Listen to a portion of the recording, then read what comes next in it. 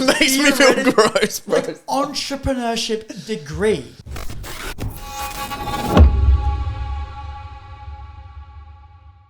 All right, Chris, thanks so much for coming on to the podcast. Mate, appreciate being here. Yeah, I'm super pumped to get into this one. I wanted to talk to you a little bit about, because we're voice noting, in regards to you leaving your friendship circle when you were like the it guy in footy clubs and all that stuff.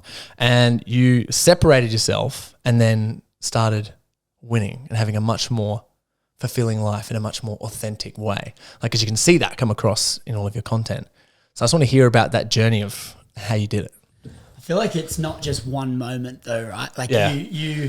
there was one moment that changed it all for me, but friend groups change non-stop. I don't know if it's just me, but I struggle to hold like a good, I just end up finding new friends. I think because we're all growing so much, and it might not be in the same way, we were just growing in our own different ways. We kind of move around and we change friend groups. But the one that changed dramatically was grade 12. I was just this cool kid in school playing footy. What school? What suburb? Benoa High. Yeah. Just in the Gold Coast here. And I was just this cool kid. Everything was cool. Run a market school, played footy. But I was kind of like a bit lost. I wasn't going to uni. I didn't know what I wanted. I'd been exposed to money by some friends. One of my best friends, his family was really wealthy. And so I was like, I want that life. But what'd they do?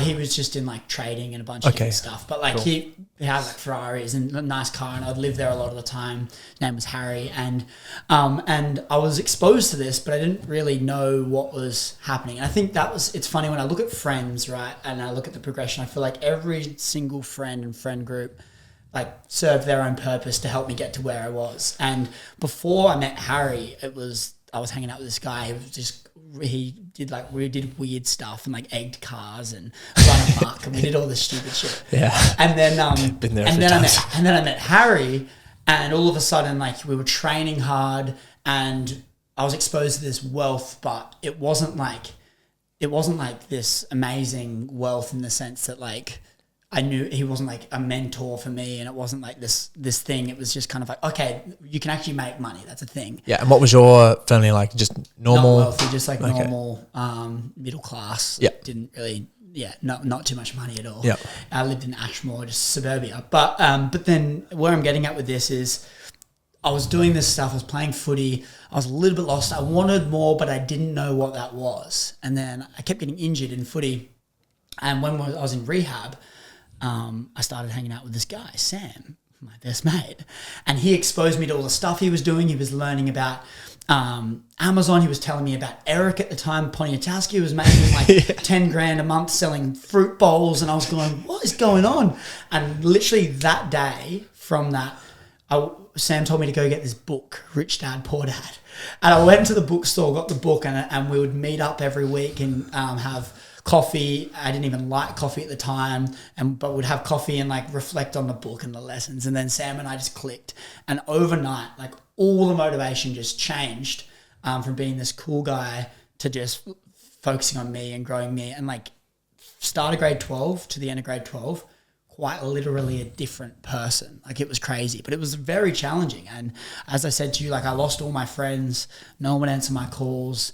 Everyone thought I was like this Mr. Business guy, and they took the piss. Especially as a kid too, because like I don't know too many people. There's only a couple of people that I know that started or even thought of creating businesses in year 12. Like might be a little bit different now, but like I'm 31 and I remember like that wasn't a thing. The only person I knew had a business like was my dad, and he was some stressed out, panicked, like overweight guy that was just like all the time. And it was like, fuck that, why would we even want this? So like, I want to know like what made you want it, and what was like the turning point for you when you were like, you know what, I'm actually going to create and start a business. Was it the desire for money? Was it the desire for freedom at the start? What was that for you? I was kind of running away from a life that I didn't want to live. Like I didn't want a mediocre life. And I know the next thing to that is, but why?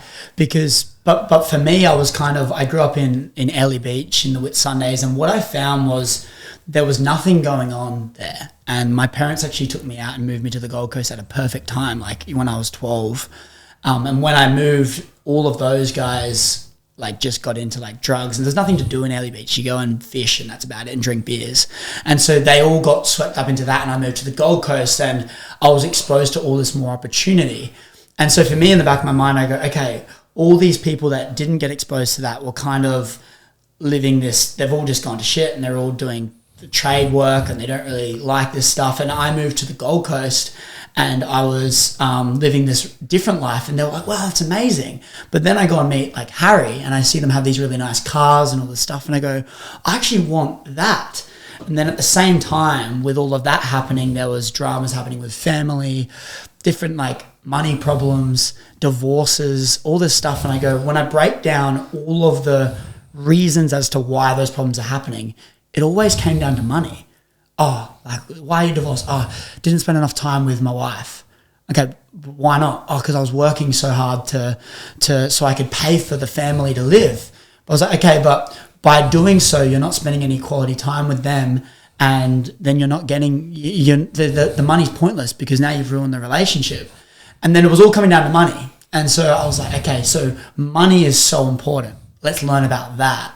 And so I was just exposed, but I didn't really know where to start. And that's when I met Sam, he told me a bit about what he's doing, and all of my focus, I was ready for something. I just needed my scope to be broadened a bit. And it got broadened just enough for me to have like a little lick of the ice cream. And I went, okay, I'm all in. And I quite literally I quite literally changed. Like if you ask anyone in that time, different person. Sam and I were getting up 3:30 a.m. We were going to the meeting at the gym in Burleigh. I was in Ashmont, 20-minute drive. I'd meet there at 4:15, do these workouts, and then Sam had dropped out of school. He would go to his job and I would then go to school after this whole morning routine that we would do. And we just started like growing. That's what really kick-started that journey for me.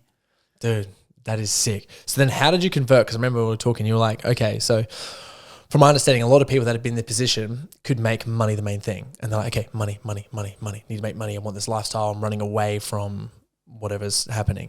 What was like the moment for you? Because it's noticed like recently, like in a short period of time, you went from like a very small amount of followers to a large amount of followers. And it was like quick, right? Just went woof and growth. And it was like fantastic to see. And my reflection of you is like through on that journey, somewhere you got like really heart focused and you've started focusing on like, how can I make this, come from here? And then that change for you is what made everything happen. For all the opportunities that are coming now, like left, right, and center, boom, boom, boom, boom, opportunity, right? So I want to know about that. Yeah. There's been an emphasis on helping people actually since about 12 months after all that time happened in school. Been very, very money driven. I thought I was going to be like a billionaire at 20. Like it was crazy. Like Sam and I were like sitting in our studio apartment sharing a bed with a merged bank account and no money, trying to figure out how rent was going to be paid. But we had all our walls were whiteboards. Yes, and we like and we're just like starting this software company, right? Getting these investors on board way too prematurely. But like we were just like entrenched in this thing. And we're like, oh yeah, like we're doing all these projections, like it'll be worth 100 million in 2 years, and we'll exit for 500 mil by 20, and we'll be set for life. Fuck, if it was that, we were thinking in our head, like we were going in our head, fuck, is it this easy? Like surely is it this easy? Then you have a few things where it just like fucks up here. Can I swear on this? Oh yeah, bro. You'd have things where it just messes up here. You get slammed in your face here. You get tested a bit here, and then you kind of go, okay, this business that we've spent the last 12 months, which was a long time for us at the time, we're still growing. We're still 18 years old. It's like this business. That's so good, bro. This business that we thought was going to be our thing, that was going to set up our family, that like was going to set us up for life. We'll be on this boat in the Bahamas, like celebrating when we're 20. All of a sudden, there's like, okay, there's a lot of flaws in this business. There's a lot of things we didn't know. We were naive, to say the least. And when we have to walk into that boardroom of investors and tell them they're hanging up the boots and we've lost all your money, like that's a pretty hard conversation to have at an 18-year-old. How did you go? Yeah, well, I mean, we got slaughtered by these investors. They taught us a lesson. It was amazing. But coming back to the reason I went on that tangent is just to say how money driven we were. Yeah, it was a big thing. Good, I love it. and it's not a bad thing to be money driven, I don't think. No, not at all. But I think when you can truly impact people, you get a new perspective on life, and you go, what actually matters? And that's kind of where that happened for me when the socials blew up. But what happened was, I got 12 months down the line. We had this business. It was going well from the outside, like $800,000 valuation at 18. Like, had this company that was booming. We were two guys. We'd living in Sydney in lockdown, and everyone else is lost in their little suburbia homes in terms of our friends. But what I had noticed was, I got so much hate and slack from people in school because I wasn't going to uni. And everyone was like, what are you going to do, mate? Become a tradie. And I was so focused on business, and they didn't understand it. But they all paid me out. A year came down the line. What would they say, just out of curiosity? They were like, oh, Mr. Businessman, like, well, come on, mate. Like, be real with yourself. Like, all this sort of stuff. Not to mention that, but like, they wouldn't answer my calls. They wouldn't hang out with me. Nothing. Tell me a story then, because I want to know about this, like in terms of you, because I want to know about the darkness a little bit. Yeah. Of like when you wanted to hang out with a friend or there was someone that was there and they just like full rejected you. Have you got a story? They weren't there for me. Like, they just, I went from being the coolest kid. I won the Jock Award at school. Yeah. Like, and they wouldn't answer my calls. They wouldn't hang out. And so all I had was Sam. So you were like calling your friends to hang out with them on the weekend or something like that. And there was nothing. And so I had Sam. It was just Sam and I, really. And because Sam was like this weird guy at footy that no one really liked. He was the one that asked all the questions, and I was this cool guy. I probably picked on Sam a fair bit. I was like, no one likes this guy, right? He was weird. And then, but the thing is with that is, like, when I started hanging out with Sam, all of the cool people were like, you're hanging out with Sam? What are you doing? But I was in my mind going, oh my God, like, he's crushing it. You guys need to get out of your own world for a little bit and understand what's going on here. And so, but then what happened was, Sam, like a few months later after we started becoming best mates, moved to Sydney, got a job opportunity in Sydney. And I was still on the Gold Coast and didn't have Sam. And so it was like, no one would answer my calls. I was lonely. I was questioning what I was doing. But I was like, I just got to keep doing it. Nothing else is serving me right now. So yeah. But what I want to go to, I want to finish this story about where the desire to make an impact and help people came in. And 12 months down the line, after I'd left school and I had this company and all this stuff was happening, all this opportunity was going on, there was all this excitement. What I noticed was there was only one of my friends that was still in uni 12 months after school. Everyone had dropped out or deferred. There was one left, and he followed through and became a nurse. Like, everyone else had dropped out or deferred their uni degree. And I was sitting here, I'm going, hang on a second. They're all coming to me asking for advice now that they've dropped out of their degree and they're lost and they don't know what to do.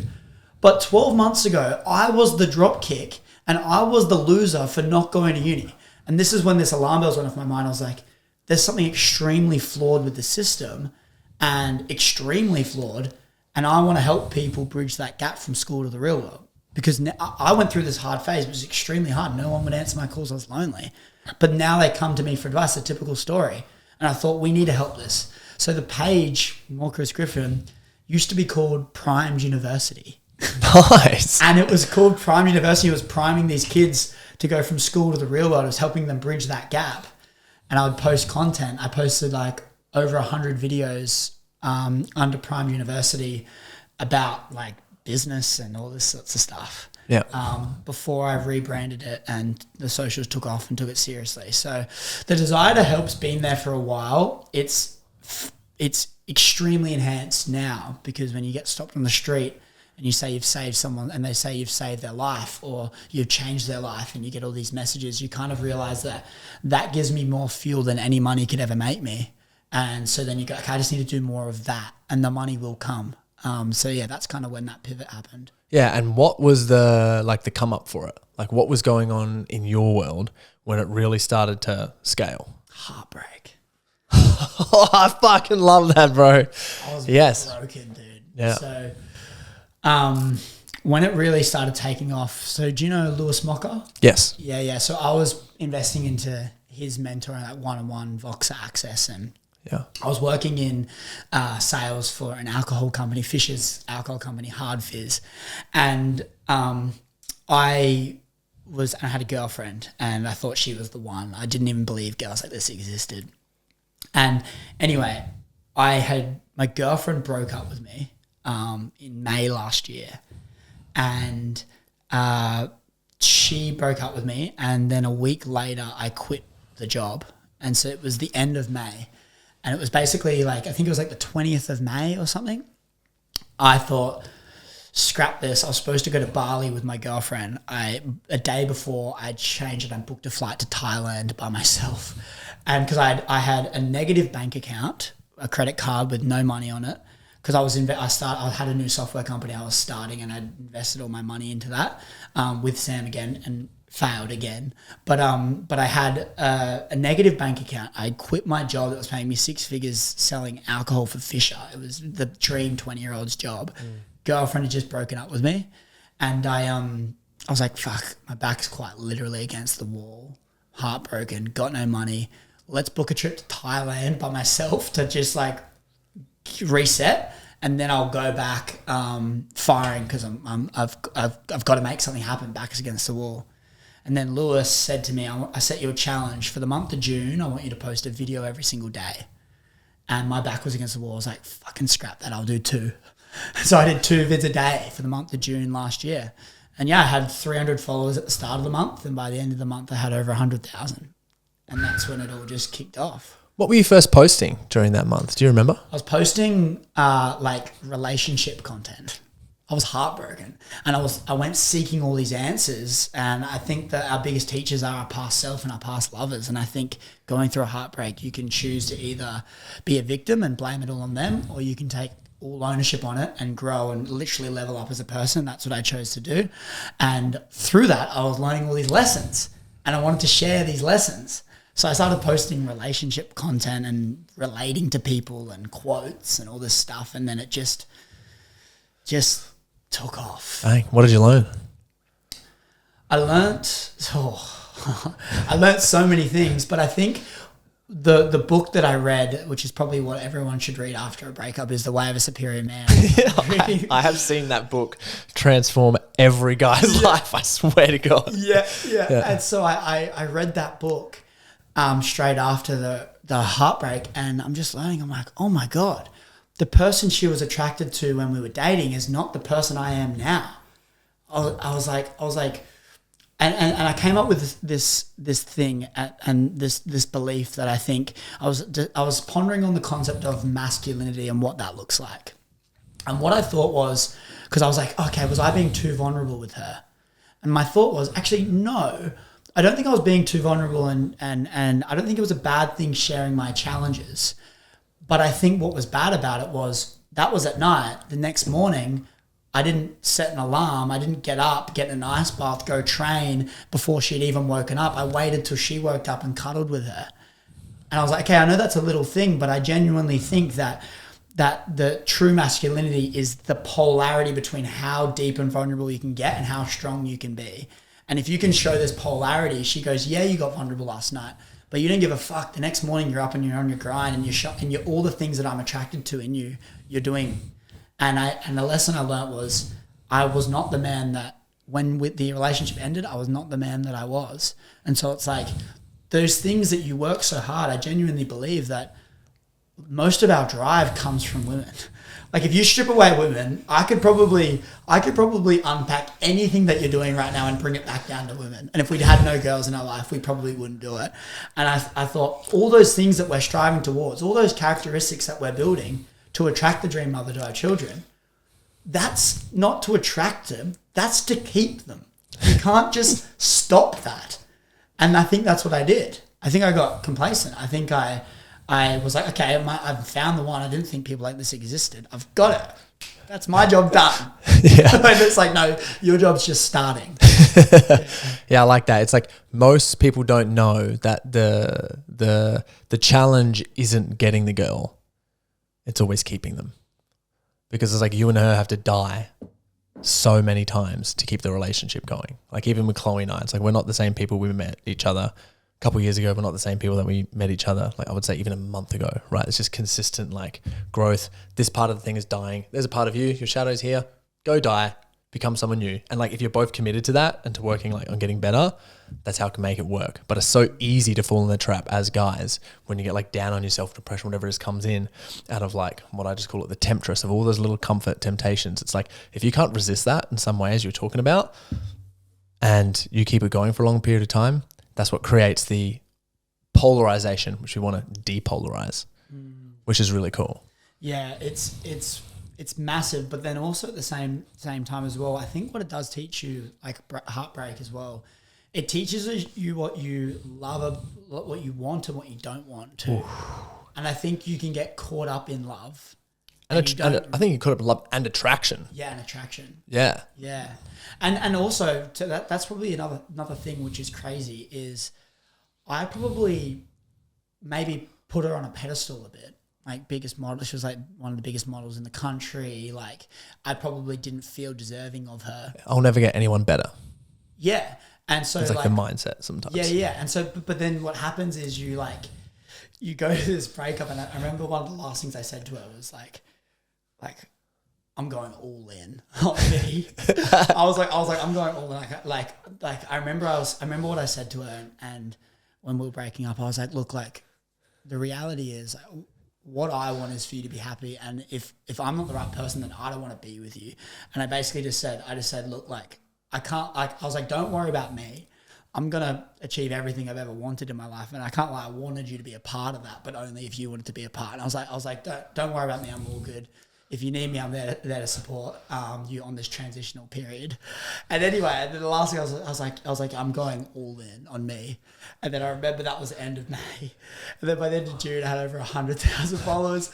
And she FaceTimes me on FaceTime. She's like, Chris, you weren't joking when you said you were going all in. I was like, nope. No, I was not. Yeah. So no, it's cool. A lot of lessons. I genuinely believe that Heartbreak is a game changer for so many people. And if you let it, I think. And embrace it. It's like one part of it is like what makes people turn off from making a breakup, like destroy them, is not owning their shame. So they feel shameful around the breakup. They don't feel good enough. They're like, what's wrong with me? Something's bad with me.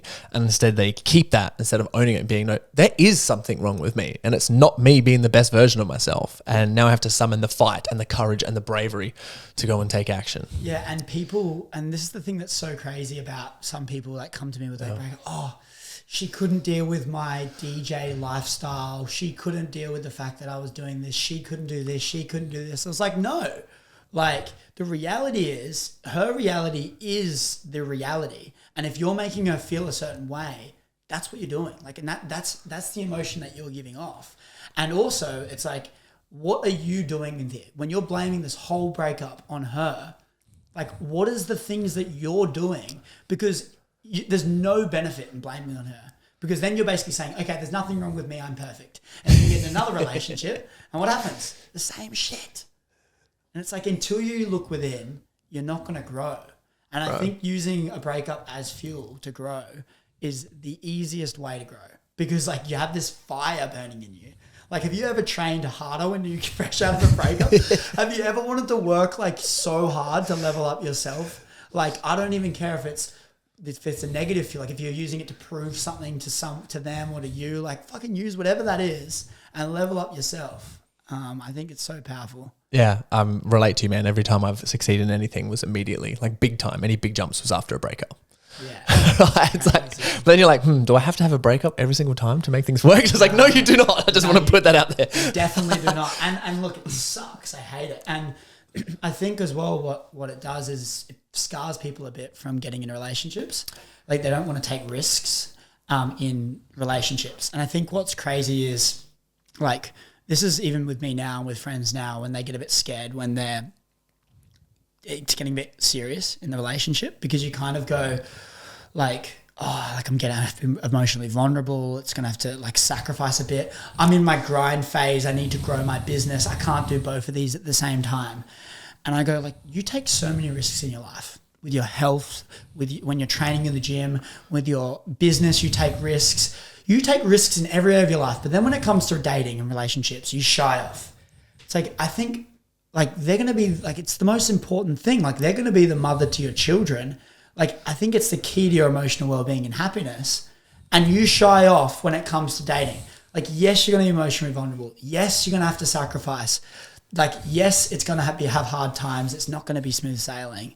But what, like, if not now, fucking when? And like, when do you going to do that? And I think that's the phase I'm in now. It's like, I'm not looking for it.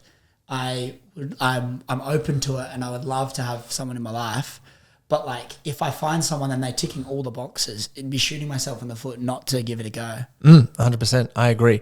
I always think that like, regardless of where we're at, we have to be willing to have our heart break, to have what we want. And there's like a polarity. It's like the more you're willing to have your heart broken, the better that your relationship's going to be. Because if you're not willing and you're scared, little things show up in the relationship, right? Where you don't speak on something, where you allow them to cross your boundaries, you people please slightly. And it's like, oh, there's this thing that I'm not happy with in a relationship and I don't want it to happen, but I'm not going to tell my partner, because if I do, then they're going to be angry at me and then we might separate. Instead of talking to them confrontly, it's like, hey, I don't want this in the relationship. And if it continues within the next couple of years, like, we're going to have a chat, because it's something that I don't want.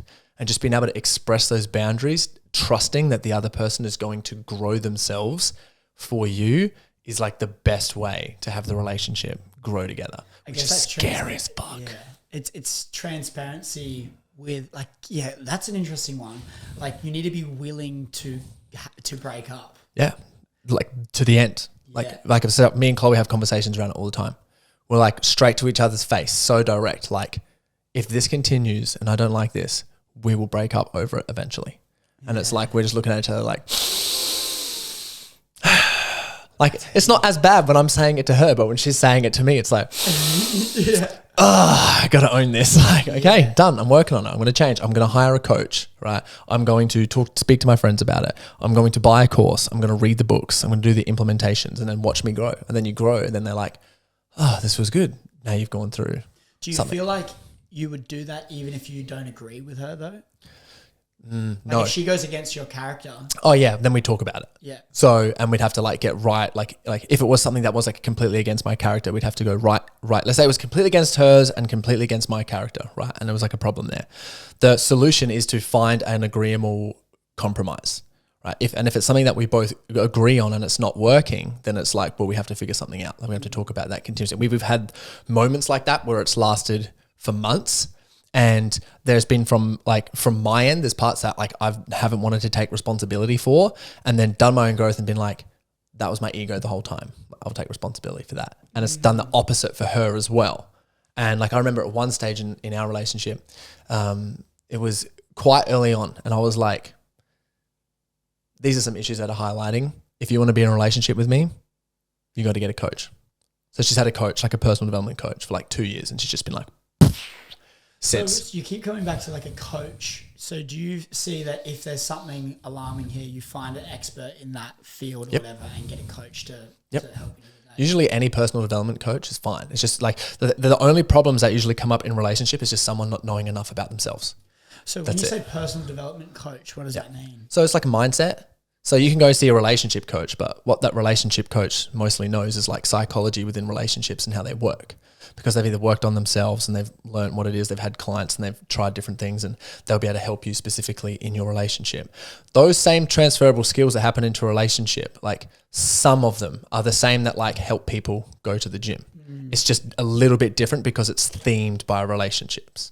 So like if it is a relationship problem, if you're going to go work on like sticking to a diet and a routine gym, you go speak to a personal trainer who's got the mindset behind that. It's like there could be some core trauma wound behind why you're not going to the gym and can be consistent with that. Same thing in relationships. If you've got a coach that's specifically for relationships, there are some core trauma wound that can help move forward on that. And if you figure out what that is, then you can work on it. But like, you're not going to go get a PT to help you with a relationship. So you want to find someone in the relationship coach, because the communication dynamics, it's like the relationship coach is going to give you essentially a personal training program. A PT is not going to know how to do that. But the relationship coach may not necessarily know the perfect program to give to you in terms of like health, fitness, diet, whatever it is. So that's how the differences work. But most of it all comes down to some sort of wound. So it depends on who you feel comfortable for, like as a coach. Like Chloe in general just got like a business and personal development coach. She just got standard because she's like, well, I need to work on me. I just want to understand my psyche and become the best version of myself. And most people that are just in the realm of self-improvement or personal development have a pretty good range of all of them. So they're like, okay, I know I've needed to work on myself, right? So this is my mindset now for how I'm going to attack business.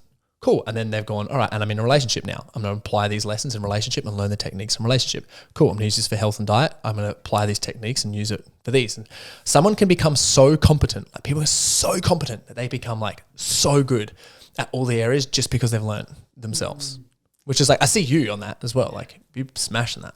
It's crazy. I reckon when you truly reflect and you look within regularly and you seek answers and you challenge your thoughts, you get the most insane growth.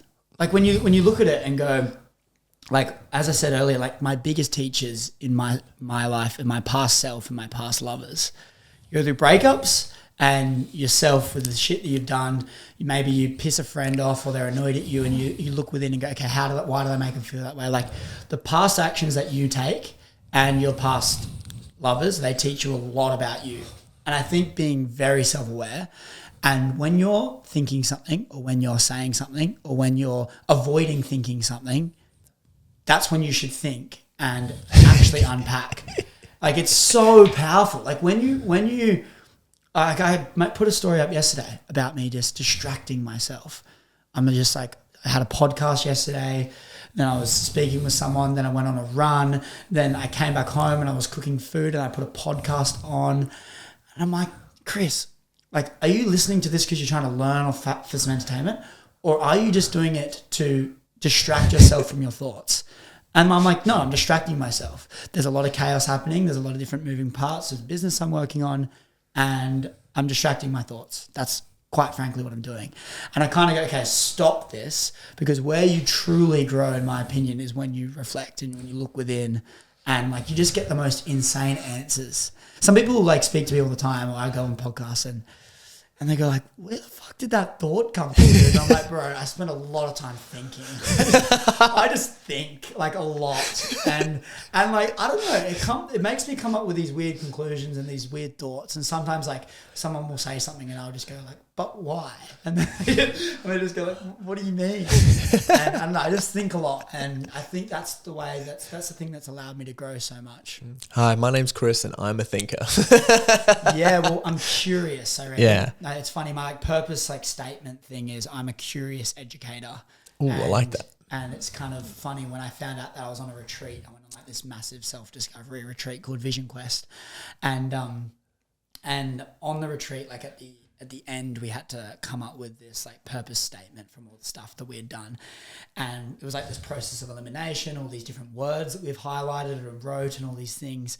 And people spent like 30, 40 minutes like just trial and erroring, finding this thing. And like some of them didn't even find it by the end of it.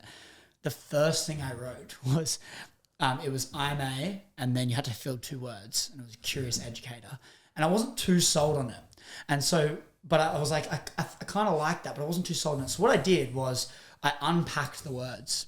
So like I wrote curious educator, I circled them, and then I like unpacked what curious was to me and wrote all the things. And then I unpacked what educator was to me and I wrote down all those things. And then we went around the circle and told everyone told their thing. And when it came to me, I turned this board around and I said, so I'm a curious educator. I started like breaking down why I chose that. And then Rick, the facilitator there, goes, Chris, do you understand what you just did? I was like, no. He's like, you were curious, so you unpacked all the words and then you educated that to the whole group on why you were a curious educator. You literally did your purpose statement while figuring it out. And I just go, holy shit. Like, I'm a curious educator. Like, it makes so much sense. Like, if you know me and I say that, you go, yes, that's you. Yeah. And I was like, by finding it, I was doing it. And I thought, this is perfect. So how are you applying this to Hinge at the moment? Oh, yes. I love that you brought this into this place. So I had a podcast yesterday and I've actually come to terms that I deleted Hinge. It lasted a few weeks. Okay, so you had it for like about a month or? Yeah, I had it for a few weeks. Yeah. And so basically, I don't like when people know me on dates, and I've had girls over and stuff, and like they see my sauna and ice bath, and I've never told them about a sauna and ice bath, but they're like, oh, the sauna and ice bath, like they see it on my socials. So I'm like, okay, so you already know me. And I don't like this way that people treat me when they know me. Unfortunately, I hate it has to be this way, but that's just the reality. They treat me differently and I don't like it. So I thought maybe if I go on Hinge, I can find some girls that don't know me. So don't put my Instagram in my Hinge profile, none of that. Connect and match with some people and then get them onto text, FaceTime vet them, and then catch up with them in person. That was the flow. Yeah, and it works. That flow's a great flow. Yeah. It's got a FaceTime like straight away, and if they're not willing to answer a FaceTime, they're not willing to meet. I'm not meeting with them because they've got to pass the FaceTime test. Yeah. I think that's fair, right? Before I invest time with these people. It's a hack. We literally teach that for picking up people in my community, and it's like, make sure you FaceTime or call someone before catching up with them. Yeah, because people just waste so much time. And if you're like a high performing person 100%. And you haven't had like the best luck with women, and it's like, one, you don't want to waste your time. Two, you don't want to get emotionally attached, because as guys, if we get emotionally attached, we feel hard most of the time. Yeah. And we're either going to avoid and run away, or we're going to lean in and get clingy and needy. So it's like, unless you've implemented your boundaries first, there's no point getting into a relationship. Well, the thing is as well is I don't want to fucking waste time. Exactly. And sometimes there's a couple of girls that I don't FaceTime check, and they rock up at the house, and straight away I get this just negative energy. Like they walk in the door and straight away I'm going, okay, you don't look like your Hinge profile, and you're giving off this negative energy, and straight away I'm like, I wish these people weren't here. I'd rather and so I'm like, no, they need to pass the FaceTime test before. So if they're not willing to answer it, I'm not catching up with you. It's a rule. But anyway, so I take girls through this flow on Hinge, and it was great. But what I found was there was some girls that I would meet that I actually liked, not from Hinge. And actually all the girls I met from Hinge, I never met up with again, really. I just found myself not meeting up with them again. I'm like, no, not my vibe. Like really high. My ex, what she did do was give me a massive, really high standard, which is awesome.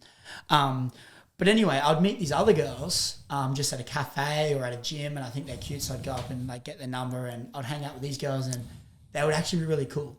One in particular I actually really liked. But I caught myself feeling like I was giving off this needing energy because of Hinge. Because I'm like on Hinge, I want to go, I'm going to go on Hinge, like I'm going to find a girl and stuff. And I just feel like people can smell that. And I reckon it rubbed off in my vibe, even when I'm with the other girls. And so I decided yesterday, and this is really weird, we never spoke about this, but I decided yesterday to delete the app. Yep. And I deleted the app, and the DMs that I've gotten since could be coincidence, call me crazy, but the DMs I got from yesterday to today and this morning and stuff are from people that I either maybe have slid into before I had a following, that I actually really liked their vibe of, that I thought were cool, but I was not at their level yet, have slid into the last 24 hours, no word of a lie, I've had like the quality of girls in my DMs have gone like this. Mm-hmm.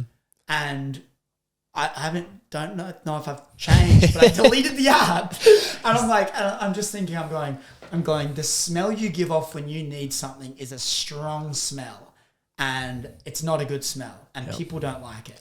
And so in terms of Hinge, I'm done with that, I think. Nice. That's a good point. Well, it depends in terms of your energy of need and want, right? And one thing on there is, by the way, you're experiencing synchronicities. You can't make that shit up. Every time that you make room somewhere in your life, it's like in a hero's journey called apotheosis. You make like a bit of room somewhere, like one door closes, another opens. Synchronicities is crazy. But they're real. And when you're paying attention to synchronicities, it's like when they're happening, like synchronicities are happening, it means that you are on the path. Like you can't make that shit up. Like when synchronicities are happening, it's like, oh, this is the path that I'm supposed to be going down. So it's like, you know that right now for synchronicities happening, this is like some Carl Jung psychology and shit. It's like synchronicities happen, you're on the fucking path, which is awesome. But definitely comes out of a need and a want. Because I was different. I was at a stage where I was like, cool, I want to find like the one. And I don't need the one. Like I'm strong enough in myself. I've got like my business, my podcast. I'm like hustling here. I'm very sure of myself. I'm extremely confident. But I was like, I want a partner. But I put in so many boundaries that was like, I remember I was hanging out with some of my friends, and one of my friends was talking to this girl, and something came up because they're like, oh, do you know Corey? And she's like, yeah, the motherfucker left me on red. You know what I mean? For some reason, because I was like, I went through, I'm like, okay, 1,000 no's are going to get to a few sacred yeses. And I don't believe in the one, but I believe in ones. There are people that are going to match your type that you, if you commit to, you'll be able to stay with for the rest of your life. If it all works out, but at any point that has to go off, then that's completely fine as well. And I was like, I want this. So I didn't have this. I didn't feel a need at all, but I was on like the hunt, you could say, because I'm like, no, I want my prey and I want to go and tackle her down and go in and get her. And it was a very different energy when I met Chloe. And it was the first time that I kind of experienced like that, because it was like I sort of really landed and I felt really sure. And it was like I went out, tackled her, got her, brought her into my life, and I was like, cool. Yeah. And we went from there. Well, the thing is as well, is that, and you said talking about boundaries. Yeah. But I think for me, I have a strict list of everything that I want Yep. in a relationship. And like where I'm at with how busy and everything else I'm doing, all the things I'm working on, I go, if they're not ticking all of those boxes, I don't care if if they're not ticking, if one's off, they're done. They've got to tick all the boxes. And if they do, I think it'd be shooting myself in the foot if I don't give that a crack. Because I've gone and sat down and gone, okay, these are all the things I want. I want trust, support, belief, depth, and fun. I want all of those things. And then I want someone that has passion, that I don't care what they do. It could be Barbie dolls and plait ponytails. I don't care. As long as your eyes light up when you're talking about it, that's all I want. And like when I unpack all of these things, I go, if I find someone that meets that criteria, like, let's go. Yeah. But if not, I'm not investing any time with you. Can I give you a recommendation for that? Yeah, hit me. Yeah. What I think is really important, right, in regards to this, because I had a massive checklist too, and Chloe ticked everyone, like every single box. Like there wasn't one box that was left unticked.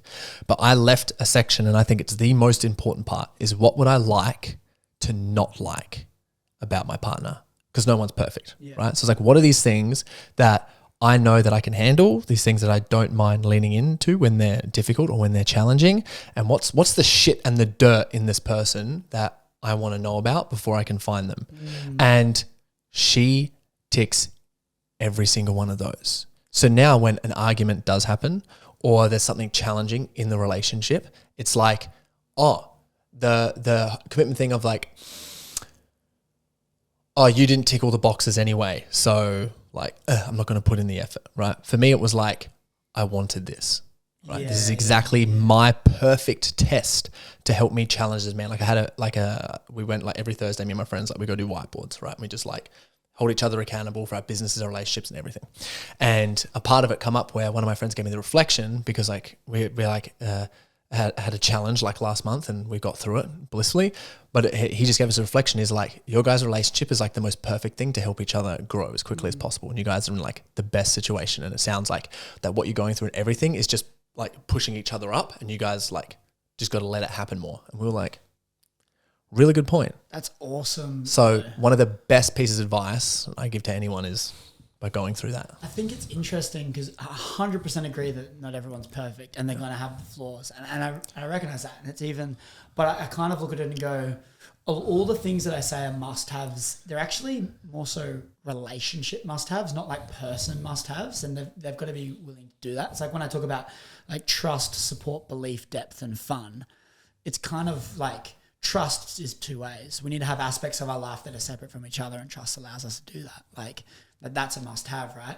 And so if I see that there's just gnarly trust issues from the get-go and they're being a bit weird, I'm like, hell no. Like, no. And so like I kind of look at all those, but I really love that not like list. And what are you willing to push through and have those lists? Because they not everyone's perfect. And also what's just annoying is I kind of have like a 3-date rule as well, whereas if they don't tick all of the boxes, I'm not going to spend more than 3 dates with them, because then you start to get feelings and the girl, everything happens, right? Yep. And so if they're not ticking the boxes, what's the point of spending any more time with it? But the problem is when they tick all the boxes but you don't know the bads yet, because you don't learn them in the first 3 dates a lot of the time. You get 8 dates in and you find out about how hectic their ex-boyfriend was that abused them, and they have these traumas, and now like they can't have sex in a certain way because it brings up past things, and you go, holy shit, like this is quite deep. And then you learn about these things and you go, okay, I'm already too deep now.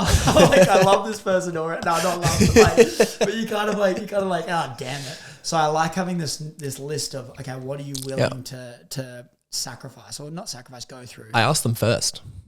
Like, Chloe said, it was so confronting. She was like, who the fuck is this guy? Because I'm like, tell me about your relationship with your mum. Tell me about your relationship with your dad. Tell me about your relationship with your exes. What was the worst thing that happened? What were you like in those scenarios? So you asked her, like, how many dates in? Probably our third phone call. Third phone call? Yeah. Oh, so not even catch up? No. I wanted to know everything before I caught up. I was like, no thanks. Wait, before you caught up? Yeah. Yeah. But the thing is, I notice there's a different vibe in person than on the phone too. Oh, it is. I reckon they've got to pass the FaceTime vet, but then in person it's another test. It is. It is another test. Like, how do they treat the waiter? Like, how are they, when their food comes out, are they grateful? Like, like all these little things is they rub off. Yeah. Like, for example, like the last girl that I was chatting to that I really liked, who's not in the picture now, but she was just so bubbly and excited about life. And it was kind of like, she was like a virgin in terms of experiencing things. Like, you know how like Tate would talk about like if you want a girl that's already been on all the jets and all the boats and all of this stuff and experienced the whole world, or do you want to be the one that lets her experience all of that? And this girl made me feel like a man in the sense that like she's not been like walking down Burley Heads going like, oh my God, like talking about how amazing this morning's been and how awesome it is, right? And you kind of go, if that was a girl that did that every day with her ex, like, would she feel as special in this moment? And I liked the fact that her eyes lit up and how excited she was about life, which is something new where I learned, like, okay, my ex got everything in the world. She never paid for a single drink if she went out. She got flown around everywhere and stuff. And I go, like, do I want that? Do I want followers? Do I want someone that has 900 followers? Is that something? Yeah, I like that, like, because I know how much social media can fuck people up. And so like I learned all these new things, but I'm still getting there and I'm far from perfect, which I don't think the goal should be perfect, right? But like, I think being really self-aware and learning all these things with relationships is powerful. I just want to recognize like there's going to be people listening to this, right? And where you're at psychologically with this, like there's 40-year-olds that haven't got it. They haven't clicked in this. Yeah. Like regularly. So I just want like to give you some acknowledgement for being able to land on this, think about this by allowing like a very smart decision with your curious educating. I think the curious part of being like, I'm heartbroken. I'm going to lean into this as best as I can. And now you've already landed on all these different things in relationships. I think like you're the perfect person to be helping people go from school to reality. I'm like, it just makes so much sense. And I appreciate that. And you know what I think is a really powerful exercise to write down when you go through a breakup is, what are all the benefits of this happening? Yeah. I reckon it's so powerful because you just dread on all the negatives. Yeah. And with everything there's positives and negatives, and understanding that, you kind of go, okay, what are the benefits of being broken up, of this happening right now? And like writing down all those benefits. And I wrote down all those. I remember when we broke up and I wrote down some lessons. But then I got a month down the line and my whole life had completely transformed. I had 6 figures. I was walking into the MCG and a stadium in in Melbourne, that holds 100,000 people. And I could fill the stadium within a month of being heartbroken and having no money and nothing. And I just go like, my whole life changed because of this breakup. She was the catalyst. And all of a sudden I go, I am so grateful for her doing that. Not only does she come back now, not only have I like leveled up, which is an attractive thing, but and she forced me to do that because I looked within, but she transformed my life. Yeah, like my life. Thank you. I'm a completely different person from a year ago. How did you transfer this, like these skills and this knowledge, to becoming the best version of yourself in business? Because business is a whole like different ballgame. There's so many ups and downs, and there's a lot of emotional turmoil, and the skills that you're learning for like increasing your emotional capacity in a relationship. How did you transfer that into biz? If you had no business experience and you went through a breakup, the breakup's not going to teach you about business. Mm-hmm. When I was saying before the show about how I love people that are unique. Mm-hmm. Like if you speak to Simon Beard and you sit down with him, right? Like the stuff that he says you've not heard before. You can tell he went from a market stall to a $600 million business, and he fucking did it because he's unique. And like people that have actually done business, and they've been in the trenches and they don't know how the fuck they're going to make it out, but they fucking make it out. Like, these people have actually learned business. You can't theoretically learn business. I don't care what you say. like I do not care what you say. You've got to do it. Yeah. That's how you learn. I agree, because I studied business at university and I didn't learn any business until I started my own. Well, university teaches you how to work within a big business. I think. Yeah, they do. That's what it And does. I went and I worked within a big business and I walked around the office and I went, fuck this. Yeah. Like, everyone was in their 50s, sad, depressed. I'm like, mate, how have you been working for a company, right? Like, a company for 30 to 40 years. You're the same weight, you're in the same role, and you haven't got a pay increase. You haven't even got a promotion, anything. You're just stuck here. You got a fucking promotion, dude. But I know, but there was no people, 30 to 40 years, same role. And I felt sick. I would. I would probably kill myself. It was, yeah, honestly, like it was sick. And I was like, okay, I'm going to use all of my opportunities while I'm here. I'm going to buy a house. I'm going to save up some cash. I went up like 2 whole pay grades, which like never done before. Like, in the government, they're like, oh, we don't do this like at all. Where were you working? I was working at the Environmental Protection Authority, EPA. And I went up like 2 pay grades and I was like the only person. I started winning all these awards and shit at work. And I'm like, and like, it's not hard. I was doing that whilst running my own business and competing for a bodybuilding show and in a relationship. Yeah. So I was like, holy shit, I'm so like, the only person that I'm inspired by here is me right now. But I did meet some really cool leadership trainers. Yeah. Like, there's some really cool people that work in leadership training, like they have their own organization together and they come and they teach leadership. And I was really inspired by them. That was about it. Yeah, well, leadership, so like, that's an important skill. It's the most hectic. Hectic skill. Like, sporting taught me that so much, like playing AFL at a high level in the Suns Academy there.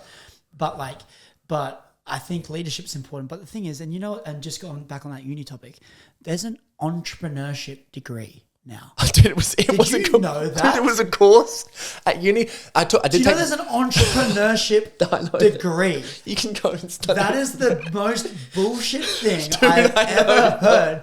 You can't. It makes me feel gross, bro. Like, entrepreneurship degree. Yeah. Entrepreneurship is the creativity, the willingness to like build something from the ground up, like to go through the highs and lows. Yeah. Like, you don't learn that shit theoretically. One thing that I do like, because like one of our courses was like, you know, if you compared my business management degree, because for me it was like, what do you want to do? And I was like, I want to be CEO. So they're like, you got to learn how to manage people. So we did learn a lot of theory in there. And then the other side of the degree was, it's like, well, if you swapped out like 8 subjects for another one, then it would be the entrepreneur degree, right? So it's not many different subjects, but we did have, one of them was entrepreneurship. And in that, which was handy, is they taught us public speaking, and we had to go and like do something in the public and like create something and bring it back. They taught you public speaking. Yeah. That's great. And get graded on it. Yeah. So I've done like not all entrepreneurship degrees do that. No, they had that. And then like when I was working in government, I got heavily invested into like, I was doing other degrees and they sent me to public speaking trainings. And I went to all these different trainings for free. They like sent me to. So I was like, that was pretty cool.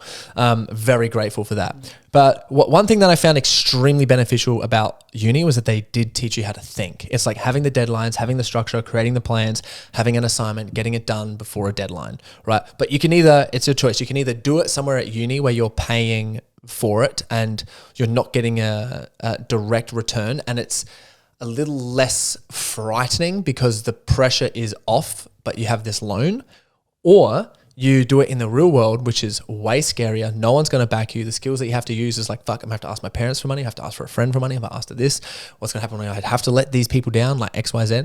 So there is, I think, massive benefits to it in terms of moving up, but like compared to what you're going to learn in the real world, it's vastly not. But it depends on you, because if you don't know how to think yet, it's like if someone come to me and they don't know how to think, they didn't know how to study, they didn't know how to use Google, ChatGPT or anything else, I'd be like, well, it's probably good for you to go and study a course, may not necessarily uni, but some sort of course where you're held accountable, where you've put money on the line so you can learn. Otherwise, if you're an action taker and you're someone who just wants to go out there and get it done, then it's like, then fuck all of that. You said it teaches you how to think. Yeah. I think what school and university does do really well is teaches you how to learn. Yeah. So like that's what I think the biggest thing is. It teaches you how to learn. I was a rascal at school and I struggle to read books and stuff now. I don't enjoy it in the slightest. I force myself sometimes. And so like, I wish I could learn better. I can't, like when I'm listening to a podcast, if I don't, after that podcast, relay that to someone else or write it down or stuff, I'm not remembering that stuff a lot of the time. Like maybe little bits if they stick with me. But I got to repeat something in my head like 5 times before I remember it, right? But you know how to do that, right? The thing is, you know that But if works. I was to teach good how at to learn. school, I would probably be able to take it in a lot better. Well, Because it's the reps though. It teaches you when you got the deadlines, you got the things you need to write. You've got all these there's all this structure in there, and I think it does teach you how to learn properly and learn a bit better. I can speak on this, right? Because I have taught a lot of people. I remember one guy coming to my community and he was like, I can't remember a fucking thing. Like I had like fucking years on drugs, whatever it is. And now he can like crush a book and he remembers like the whole thing. So there's a lot of stuff that we learn in regards to like memory learning. Yeah. And I can speak on this because it's one thing is you have to learn how you learn because everyone learns differently, right? And that works for you. So I would argue against you saying, oh, going to school didn't. I'd argue against that and say like, well, no, you do because you know how you learn and it's through repetition. Because I'm the same. At a very young age, because I grew up singing, dancing and acting, I was like performing monologues in front of people and speaking. I had to learn like a whole song. So my way of learning is I just read something again and again and again and again and again and again and again and again until it's stuck. And then I could remember a whole thing. And people are like, Corey, how do you remember something? And I'm like, you don't understand that I've listened to this like 10, 20 times, right? There's not like any like hiding back. I've had to listen to this like 10 or 20 times. Or like at uni, what I remembered is what was really good is I did teach you how to professionally write. However, when I write now, it's like the challenge that I'm facing is how can I go from writing professionally, like and like referencing everything in like an article to writing and making it sound like a personal brand instead of professional, because that doesn't sell anymore. So what I would say is you do know how to learn really well and you've figured out what it is for you. And it's like, cool, I got to teach it quickly and I have to listen to it or read it multiple times. Yeah. And that works. And that's what the videos that's just help your with learning so much as well. Is when I would script a video, I'd have to remember it, like read it 20 times, remember the script, and then deliver it. And then when you're editing, it might take another like 20 times you're listening to it. And then you post it, it goes viral, listen to it another 20 times. And so then you go, okay, I've just listened to this message 60 times. I know it.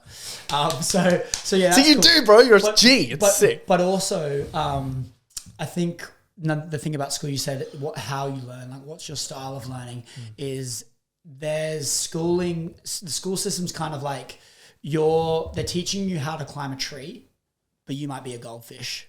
They're not teaching you how to swim. and the monkey, like you've got the classroom, you've got a goldfish, a monkey, and an elephant. No, a giraffe.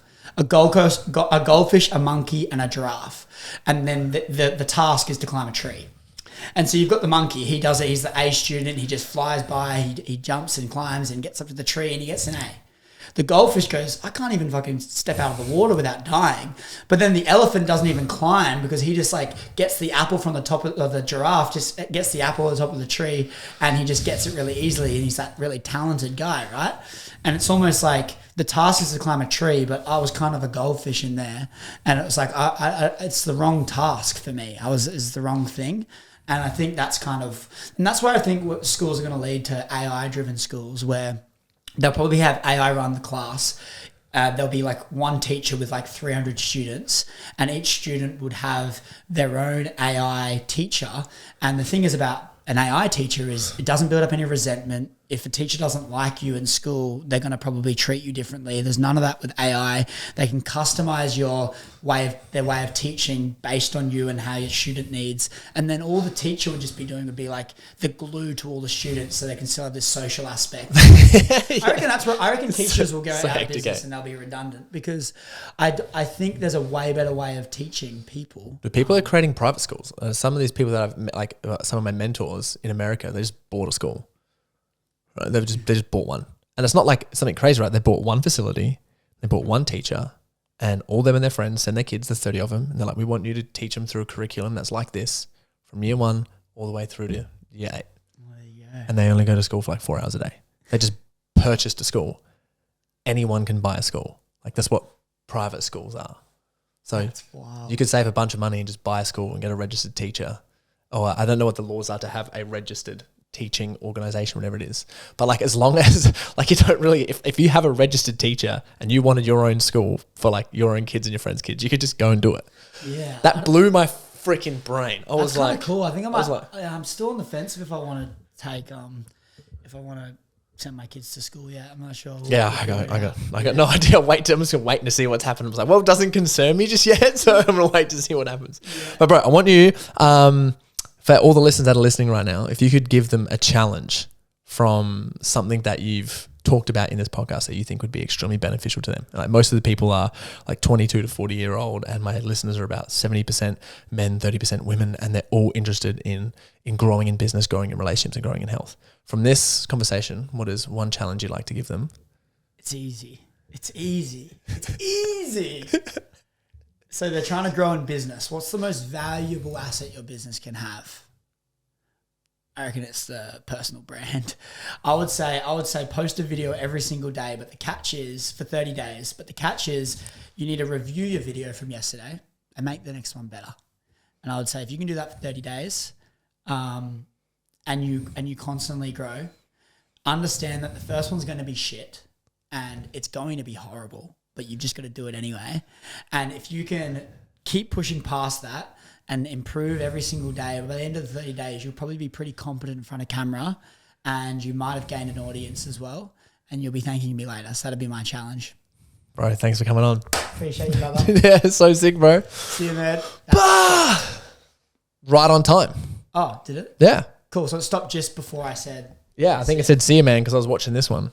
I think that one stopped before I was explaining the challenge, but that's okay. Did it actually? Yeah. I'll probably have it on me. We'll be fine. Just want to explain it one more time. You want me to do it again? Yeah, just do the challenge real quick. Let's go. Get edited. It's easy.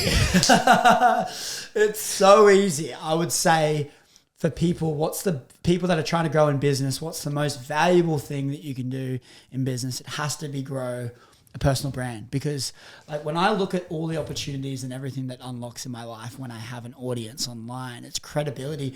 It's the modern day resume. That's quite frankly what it is. And so I'd say for the next 30 days, post a video every single day. But the catch is after each day, you need to review that video and make the next one better. And so too many people commit to these 30-day challenges and they post shit content for 30 days and they expect to get results. And I just go, come on, mate. Like, what do you expect? Like, you can't post shit and expect to get good results. And so understand that your first video is going to be shit. So if you don't change anything from that, you're not going to grow. So make sure that every single day you review the video you posted yesterday and make the next one better. And by the end of the day, you'll have at least one of these two things. You'll have a bit of an audience, or you'll be a better speaker in front of camera. And both of those are two valuable assets for your business. So I would say do that and watch your life change. You'll be thanking me later. Boom. Done.